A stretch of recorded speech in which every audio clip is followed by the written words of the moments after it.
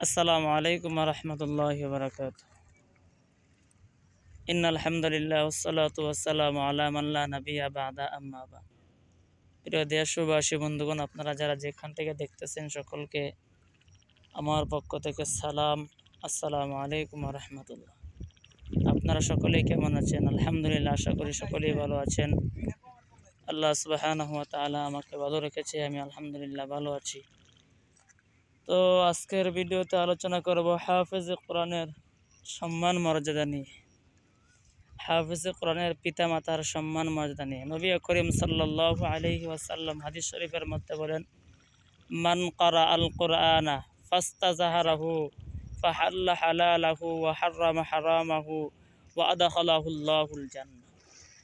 নবী করিম সাল্লাল্লাহু আলাইহি ওয়াসাল্লাম বলেন, যে ব্যক্তি কোরআনের হাফেজ হবে তার মর্যাদা। নবী করিম সাল্লাল্লাহু আলাইহি ওয়াসাল্লাম বলেন, হাফেজে কোরআন যদি কোরআনের উপর আমল করে, ফাস্তাযহারাহু ওয়া হাল্লা হালালাহু, হালাল অনুযায়ী চলে, ওয়া হাররামা হারামাহু, হারামকে বর্জন করে চলে, ওয়া আদখালাহুল্লাহুল জান্নাহ।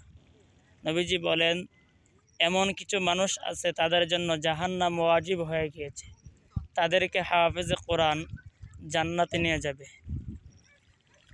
মুহাদ্দিসিনে কেরাম বলেন, হাফিজে কোরআনকে আল্লাহ তাআলা 10 জন মানুষকে, তাদের জন্য জাহান্নামের ফয়সালা হয়ে গিয়েছে, জাহান্নাম তাদের জন্য ওয়াজিব।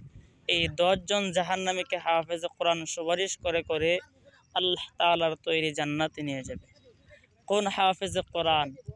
যে হাফেজে কোরআন কোরআন অনুযায়ী আমল করে, কোরআন তেলাওয়াত করে এবং কোরআন অনুযায়ী আমল করে, হালালকে হালাল মানে হারাম থেকে ফিরে চলে, সে হাফেজে কোরআন। সে হাফেজে কোরআন 10 জন মানুষকে আল্লাহ তাআলার তৈরি জান্নাতে নিয়ে যাবে। 10 জন মানুষ কারা কারা? মুহাদ্দিসিনে কারাম বলেন, প্রথম নম্বর হলো হাফেজে কোরআনের বাবা মা। যে হাফেজে কোরআনের বাবা মাকে আল্লাহ তাআলা জাহান্নাম ওয়াজিব হয়ে গিয়েছে, হাফেজে কোরআন সুপারিশ করে করে আল্লাহ তাআলার তৈরি জান্নাতে নিয়ে যাবে। তো এই বিষয়টা অনেক লম্বা বিষয়, আমি আর কিছু বলতে চাচ্ছি না।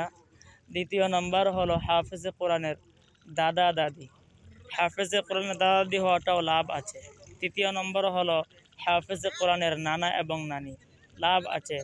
চতুর্থ নম্বর হলো হাফেজে কোরআনের শ্বশুর শাশুড়ি। পঞ্চম নম্বর হলো হাফেজে কোরআন যেই বাড়িতে হিফজ শেষ করেছে, রোজিং বাড়ির মাস্টার, রোজিং বাড়ির বেটা এবং বেটি। এই 10 জন মানুষকে হাফেজে কোরআন সুপারিশ করে করে আল্লাহ তাআলার তৈরি জান্নাতে নিয়ে যাবে। এই জন্য প্রিয় ভাই ও বন্ধুগণ, আপনার ছেলে সন্তানকে হাফেজা বানান, হাফেজ বানান, তাহলে আপনার ভাগ্যটা খুলে যাবে।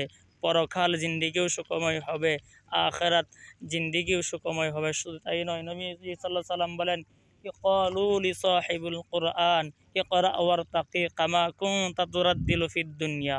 হাফেজ কোরআনকে আল্লাহ তাআলা কিয়ামতের দিন বলবে, হে হাফেজ কোরআন পড়ো, ইকরা পড়ো এবং সরো। হাফেজ কোরআন পড়তে শুরু করবে। পবিত্র কালামুল্লাহ শরীফের মধ্যে 6666 আয়াত আছে। হাফেজ কোরআন একটি করে আয়াত পড়বে, একটি করে তালা উপরে উঠবে। হাফেজ কোরআন 6666 তালার মধ্যে উঠবে। হাফেজ কোরআন তেলাওয়াত শেষ হবে, তার তালাও অতিক্রম শেষ হবে। হাফেজে কোরআনকে আল্লাহ তাআলা 6666 তালার মালিক বানায় দিবে। এই জন্য আপনার ছেলেকে হাফেজ বানান, মেয়েকে হাফেজা বানান। আল্লাহ তাআলা আমাদেরকে বুঝার এবং আমল করার তৌফিক দান করুক, আমিন। আসসালামু আলাইকুম ওয়া রাহমাতুল্লাহ।